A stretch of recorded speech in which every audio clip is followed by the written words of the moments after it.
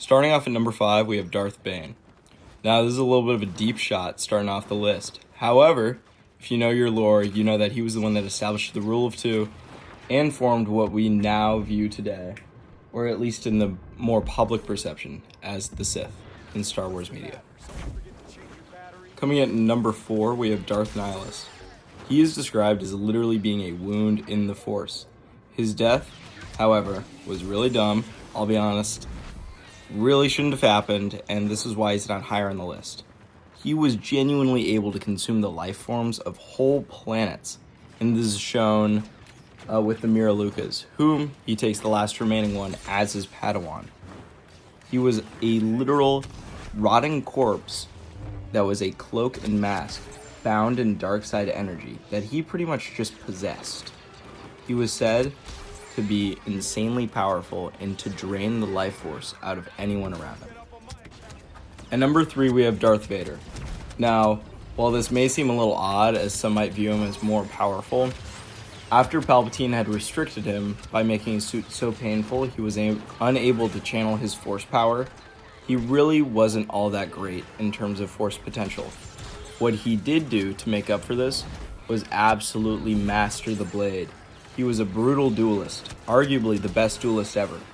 He picked up on ideas from Count Dooku, Form 3, and Form 5, as well as other fighting styles that he encountered in the Clone Wars, wrapping them all together to create something absolutely deadly. At number 2, we have Darth Vitiate. He completed Palpatine's plans thousands of years before Palpatine even existed. He was unmatched in power and transferred his essence between bodies easily to essentially achieve immortality.